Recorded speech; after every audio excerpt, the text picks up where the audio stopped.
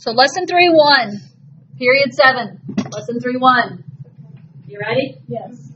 Okay, so solving systems, and today it's systems of equations using tables and graphs.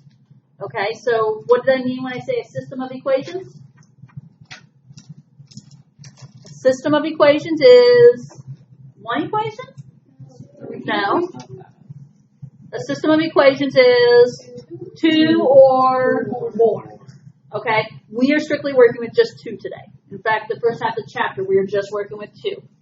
So now, if number 1 is asking us what is the solution of the system, and they give us two equations, how are we going to find the solution to that system of equations?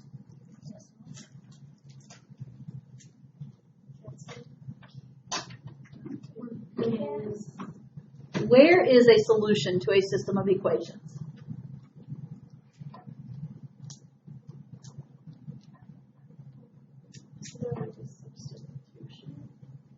I'm graphing. Got a graph today. Substitution, elimination, talk to me Wednesday, Thursday. Then we'll talk those words. Today we're graphing. Okay. Okay. You guys haven't answered my question yet, but we'll come back to my question. Let's graph these and see what happens. Sound good? Okay. So, if we want to graph negative 3x plus 2y equals 8. What's our favorite way, or the best way to graph that? Slope-intercept. Y equals mx plus b. So, in order to work to get y by itself, take the negative 3x and add 3x. So then we have 2y equals, what is 8 plus 3x? Yeah, I prefer to switch around, say 3x plus 8. How do we get y by itself? Divide by 2. If we divide the left by 2, divide the right by 2. Okay. Y equals 3x divided by 2 is 3 over 2x plus 8 divided by 2? 4. So we now have the equation y equals 3 halves x plus 4.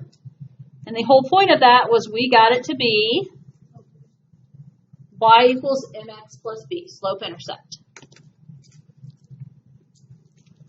Can we graph that?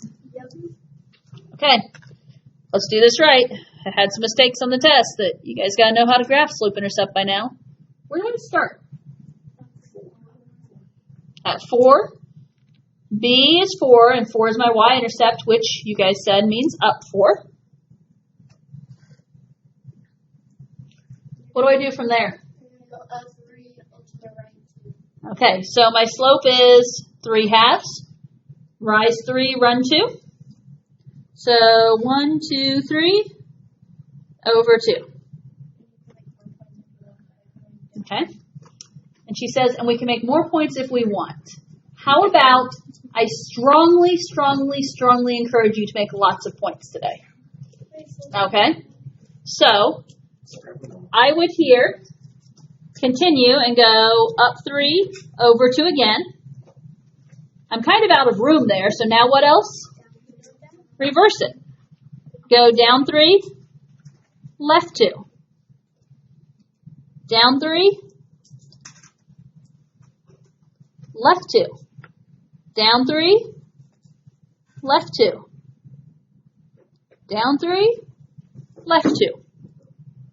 Yes, I may have done a crazy amount of dots. However, my line's going to be straight, and this is really going to help me when I need to find my solution. Okay, which you guys still didn't tell me how we're going to find the solution in the end. But we'll get there. So I would definitely say the more dots, the better today.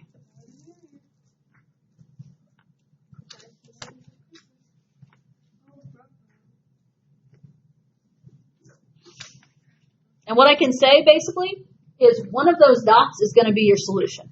I already found it. Oh. Spoilers. Okay. So, let's time out. How do we find the solution then? Think ahead here. where the lines intersect, cross. What you guys, for whatever reason, could not tell me a couple of minutes ago, right? So, are you with me though now? Yes. We graphed one line, we're going to graph the other line, and we're looking for where the lines cross, intersect, meet, whatever word you want to put in there. Okay? Now, the more dots, the better, because your answer is at one of those dots. You should not, if you make all these dots, you're not going to be guessing what your answer is. You're going to have dots that overlap exactly. Okay? If you don't make all the dots, you're guessing, and that's when it's easy to make a mistake. Okay, back to my other graph then. X plus 2y equals negative 8. How do we solve for y? Move the x over. We're going to subtract x. 2y equals negative x minus 8. Divide by 2.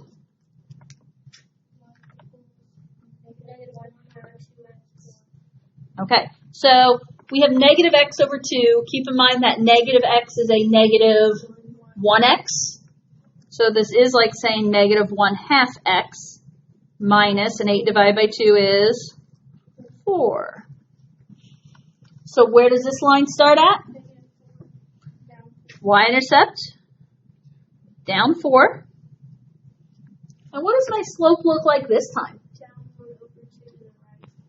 Okay, so she said down 1 over 2, which is the idea of going negative 1, right 2. Down 1, right 2. Do I really need to keep going this direction? No. What should I probably do? Yeah. Keep in mind, this is the same thing as saying up 1, left 2. Up 1, left 2. Up 1, left 2. What happened? Okay. They met at a dot, at a point, yes? If your lines do not meet at a point, you've most likely made a mistake, okay? And for the purposes of today, I'm giving you nice, neat problems, right? I'm not making you deal with fractions and decimals. And usually when we're graphing, we're not dealing with fractions and decimals. So,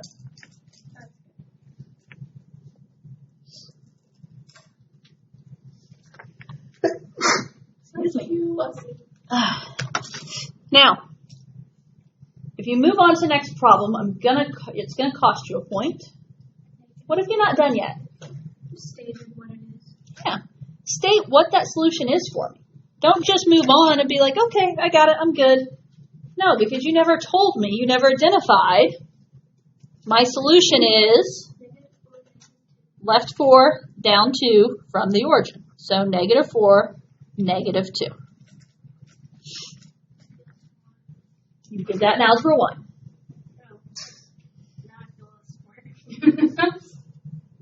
Well, but you guys were struggling to remember at the beginning, so if you got ahead of me, that's good. Not going to complain. Are we okay with this? Okay. Practice with number 2 then. X minus 2y equals 4. 3x plus y equals 5. So let me start with x minus 2y equals 4. What do we do first? You guys aren't going to talk to me because you're all doing your own thing, aren't you? The problem in this class. Okay, so we're moving the x over. We're subtracting x. Negative 2y equals, you could say 4 minus x, or negative x plus 4. Divide by negative 2. I now have y equals, what about that negative x divided by negative 2? Yeah. It's negative 1x over negative 2, and negative divided by negative is a positive. So please think of this as positive 1/2 x. Plus 4 divided by negative 2, minus 2. And you can graph. First point goes where? Y-intercept of negative 2, down 2. My slope, 1/2, rise 1, run 2. Rise 1, run 2. Rise 1, run 2. Do I know where my answer is yet? No. So you're going to see me do a whole bunch of crazy dots in my first line. I now reversed it, and I went, instead of up 1, right 2, I went down 1, left 2.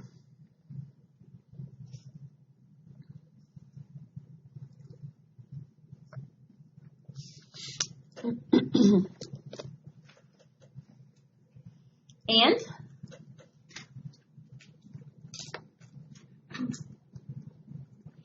3x plus y equals 5. Y equals negative 3x. Okay, because we need to subtract 3x over. So she said y equals negative 3x plus 5. Where do I put that first point at? Okay, y-intercept is 5, so we're going up 5 this time.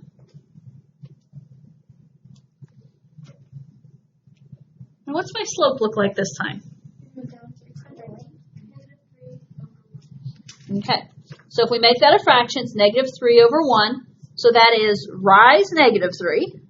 So down 3, run 1, right 1. Down 3, right 1. Down 3, right 1. Down 3, right 1. Guess I could probably stop, huh? Did it work? Did they overlap at a point? Yes. Okay.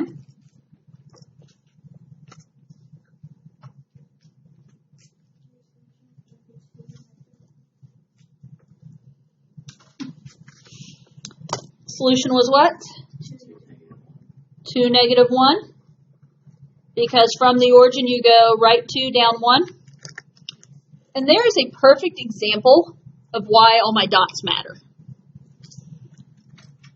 My blue line got a little off. Technically, am I crossing exactly on that point? I mean, I know it's a solution because my point is there.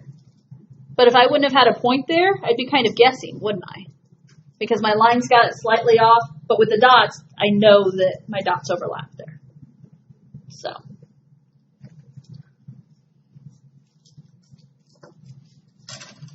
Okay, before we move on to the bottom part, I have this note in my notes, which means it's probably happening in the homework. Side note here. What if I ask you to graph the line y equals 2? Wouldn't it just be 2 on that line? Or would it be only y that's going horizontal. Okay, so, and this is why, we have to get all the ifs and ands out of our way. Y equals 2 ends up being a horizontal line. Okay, it crosses through the y-axis at 2. A y equals 2 line is parallel to the x-axis. So this is a horizontal line. Anytime it's y equals a number, think horizontal line. Because you go up to where y equals 2, and you have it crossing through that point. I don't know, maybe you guys didn't need that, but for whatever reason, when those come up in homework, we tend to kind of panic about them. Okay. So what if I say x equals 3? How do you graph x equals 3? Okay. So this is a line that you move over to the right 3. You're crossing through the x-axis at 3, so it ends up being a vertical line.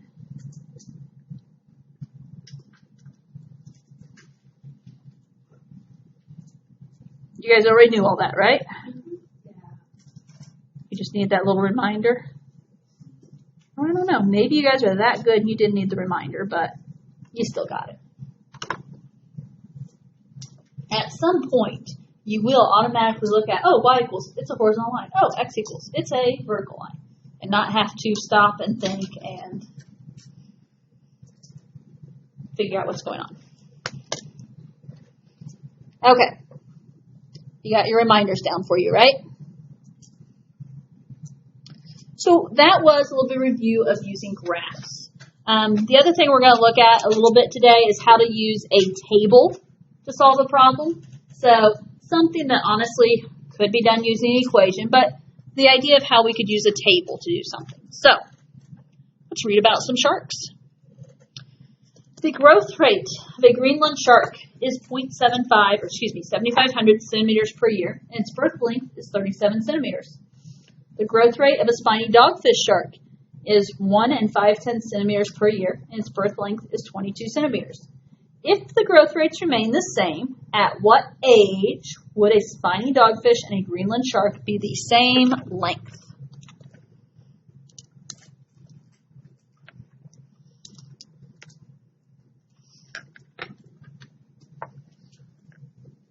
Okay, have you processed? They're asking me at what age would these two sharks be the same length? Yes? What we're going to do is we are going to set up a table. Although I'll be honest, we're going to kind of think equations first, if you don't mind. I want to come up with an equation for the Greenland shark and an equation for the spiny dogfish shark. If I come up with an equation, though, I need to talk variables.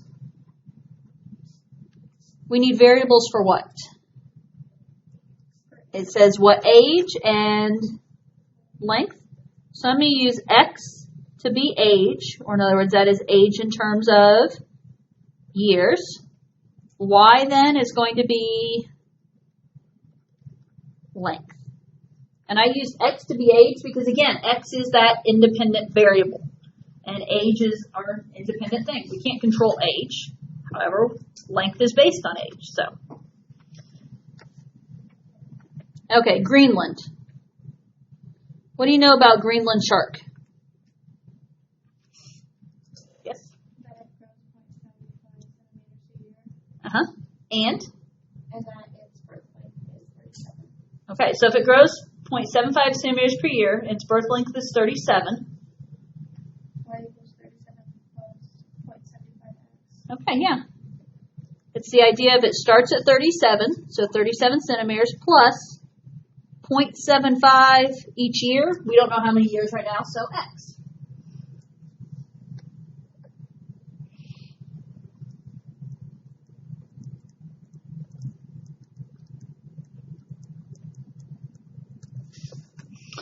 Spiny dogfish. What do you know about spiny dogfish? That its birth length is 22 and it grows 1.5 centimeters. Okay, it starts at 22 centimeters, grows 1.5 centimeters per year, so 22 plus 1.5x. Okay, so that's kind of our basic information that we've gathered there. It asks us to use a table, so I'm going to set up a table. My table is going to have 3 columns. The first column is going to be my X column, or my input. What is it we're going to be inputting? And that is the age. And then, what is it we're going to be trying to compare? We're trying to compare the Greenland and the dogfish. So my next column is going to be the Greenland shark. And then my final column is the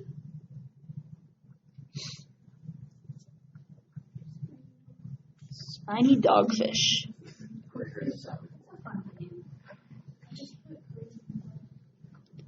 However you want to notate on them on yours is fine.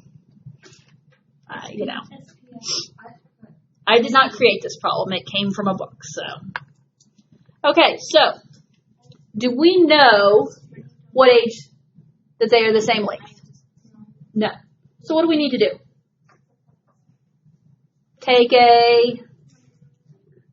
Pick a number?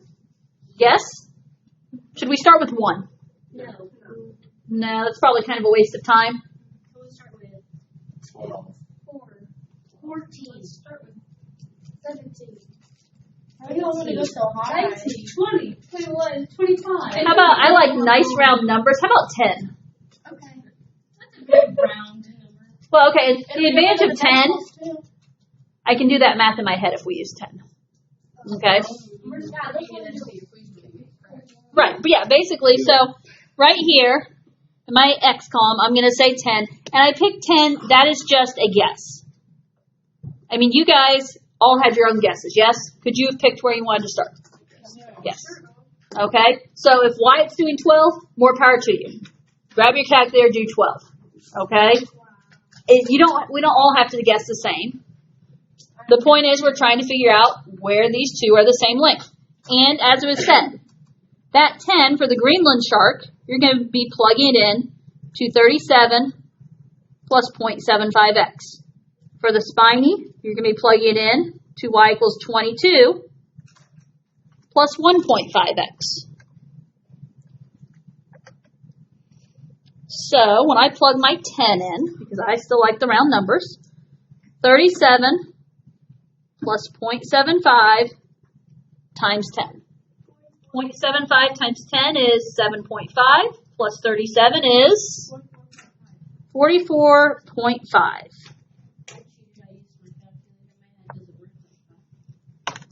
My head only works like this for certain problems, but 10 is one I can handle. Try the same thing for the spiny dogfish. 22 plus 1.5 times 10. 1.5 times 10. Remember, when you multiply by 10, you just move the decimal 1 to the right. So it's 15 plus 22 is 37. So, did my guess of 10 get me there? No. Am I headed in the right direction, or did I go too far? Yes, because the starting length of the Greenland is 37. Yeah. My Greenland started off longer, and it's still longer, yes? So I haven't bypassed anything or, done anything like that. So we need another guess. 20. Okay. She says 20. It's 20. I feel like since they're really close right now, 20 would be too big. I did 16 and 16 was 3 off. I like the Let's number do 20. 17. 20. Okay. So, and here's the deal, guys. Obviously, we know, should we do something like 11 or 12? No, we're not that close. I mean, we're close, but we're not close. Yeah. How much you want to guess is up to you. If you do something, do we just want to go for 20? I mean, I guessed it correctly, and I'm really proud of myself. just because it happened to be maybe the next nice, neat round number. Yeah. I went from 10 to 15. And that's fine. I've done that before, too.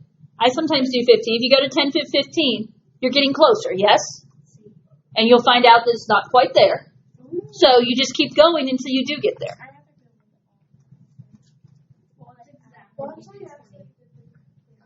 So if I do 0.75 times 20, 15. 15 plus 37 is 52. 22 plus 1.5 times 20. 1.5 times 20 is 30, and 30 plus 22 is 52. What did we find out? I was right. They're the same. So what is the answer to my question? 52. At what age? And that is at 20 years. Can I write at age 20? Sure.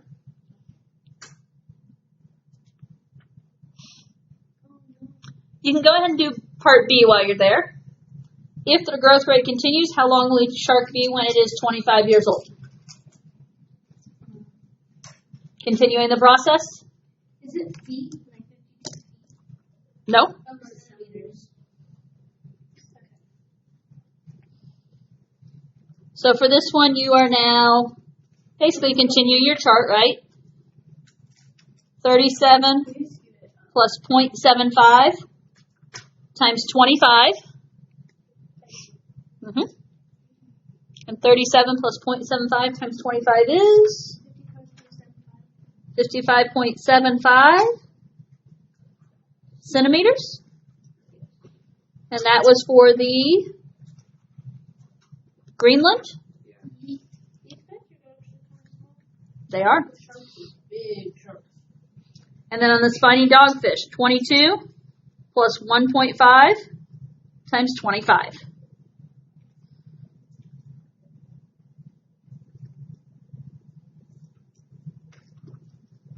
I think it's 59.5 centimeters there. And that is the spiny dogfish. And I don't know exactly what it's called, but I think the sharks you can pet at the Indianapolis Zoo are dogfish of some variety. I don't know that they're spiny dogfish, but I'm pretty sure the ones you can pet are the dogfish. So, and those are pretty small. And they're not small just because they're baby sharks. I mean, that's just a variety of sharks. I fell in when I was little. You fell in there? Yeah. They don't do anything. They just swim away. How'd you Yeah, because there's a human giant. You want to know how short I am now? Imagine me at 5 years old. Okay. Trying to lean over and be short. Oops. I took a swim. Moving along. You guys get in trouble. Classifications. Okay, the one other thing you're going to see in homework is classifications for systems of equations. The fact that a system of equations can either be consistent or inconsistent. If it's consistent, it can be independent or dependent. So notice right here, a consistent system is one that has at least one solution. At least one solution means one or more. If a system is independent, that means it has exactly one solution, which we did that on the front page, yes? Exactly one solution, the lines cross once. So just a normal, typical cross. If it's dependent, that means there's infinitely many solutions. How can there be infinitely many solutions? You have a line, and then what? The same line. The lines that are the same exact lines. Hold that thought, we'll get there. So if the lines are the same, they lie exactly on top of each other, and they are infinitely many solutions dependent. Now, the opposite of consistent is inconsistent. Inconsistent has no solution. How do lines have no solution? When they're parallel, because they will never cross. Never cross, never touch. Now, we're going to look, and I don't know that we won't do all of these because we don't have time. Well, let's look at one of these. Example A, first of all, fix the typo. It needs to say 4y minus 2x equals 6. And then the other one is fine. 8y equals 4x minus 12. Notice my directions say, without graphing. So we're not graphing here, but I want to be able to figure out, is there one solution, multiple solutions, no solution. And so in order to do that, we are going to look at our slope-intercept form. We're going to look at y equals mx plus b and talk about that. So if you would, 4y minus 2x equals 6. Can you solve for y for me? What do we do? Add 2x. So now I have 4y equals 2x plus 6. Divide by 4 to everybody. Y equals 2/4 is 1/2 x plus, what do you know about 6/4? Divide them both by 2 and it's 3/2. Okay, so just going to kind of lightly circle that in pencil. Hold that thought. Okay? Now, will you do the same with the other one for me, please? So my other equation is 8y equals 4x minus 12. To get y by itself, we're just going to divide by 8. And so now I have y equals, what do you know about 4/8? 1/2 x minus, what about 12/8? Divide them both by 4, and we are at 3/2. Okay. Compare those two lines there. It's inconsistent. Oh, Because they're parallel. Okay, so first of all, what do the slopes about these lines tell me? They're the same. They're parallel. They're the same slope, so they're either, technically we have an option, they're either parallel lines or they are the same line. Parallel or same line. How do I know that these lines are parallel and not the same line? Because they're not the same y-intercept. Good, they don't have the same y-intercept. So that is all the information you need to consider to realize that yes, this is an inconsistent system of equations. And I'm going to write that information we just talked about over here. So they had the same slope. They had different y-intercept. And so that makes them parallel lines. And parallel lines have no solution. Do you see how you do that? Okay, it's just once you get them in y equals mx plus b, it's just kind of visualizing, okay, what's going to be happening there.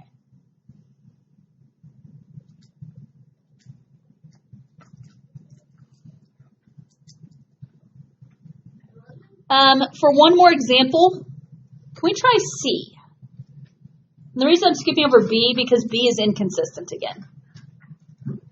So if anyone did B, B is inconsistent again. I don't feel like I want to do another inconsistent one. So let's try C that's either dependent or independent.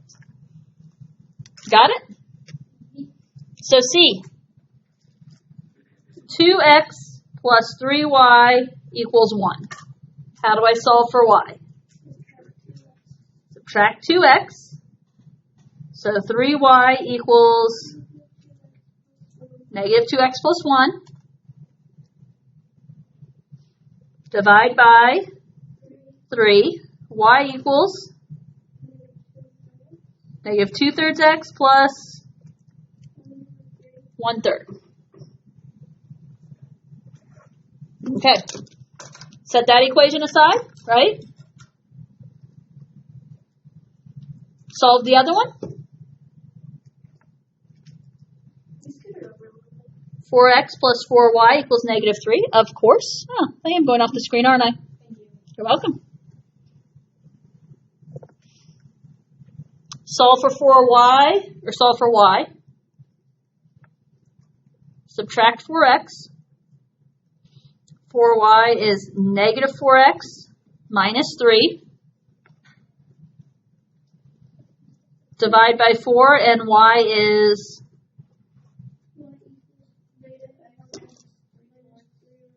negative x minus 3/4. What do you know? What do you mean different? The lines are different. They're not parallel. Yeah. The slopes are different, right? So if the slopes are different, that means the lines will meet, cross, intersect, which means how many solutions are there? No. One solution. There's exactly one solution, meaning these are independent. So basically, anytime you find out that your slopes are different, it's independent. Some time your attention for a few end of the day announcements. I need Haley Stackleback in the high school office, please. Seniors, your homecoming shirts are $13. Please pay Carla McKay no later than Tuesday. That's tomorrow, September 24th. Also tomorrow during activity period A, there will be Key Club call-outs. Juniors and seniors, Purdue Polytechnic Institute Kokomo would like to invite you to attend a day in college. On Friday, November 1st from 9 to 2, breakfast and lunch will be provided. Stop by the guidance office for more information. Indiana Weston will have a representative here on Friday, November 1st during homeroom. Any junior or senior may sign up in the guidance office. There will be a cornhole tournament this Sunday, September 29th. It's out by the Little League baseball field, $20 per team. There will be door prizes and prizes for first through third place. Students, please remember to be carrying your laptops in the appropriate case to avoid any more damage. World War II Club, if you're interested in attending the New Orleans trip, there's a parent night info night, September 30th from 6 to 7 in the high school cafeteria. Juniors, please get your groups and themes for the Haunted Trail fundraiser to Ms. Mooney or Ms. Rogers by Friday. The purge has already been taken. Middle school volleyball, the bus will leave at 4 o'clock today. You may stay after school in Mr. Summers' room. Please Senior listen. class tonight on October 3rd from 6 to 7. 6 to 7:30 in the high school cafeteria. It's a very informative meeting. You should plan to attend. Sophomores also don't forget to turn in field trip permission slips to Miss Mooney by September 26th. That is this Thursday. Athletics tonight we have JV football at Delphi at 6, middle school volleyball at Lapel at 5:30, and middle school cross country will be at Sheridan at 4:30. Thank you and have a great evening.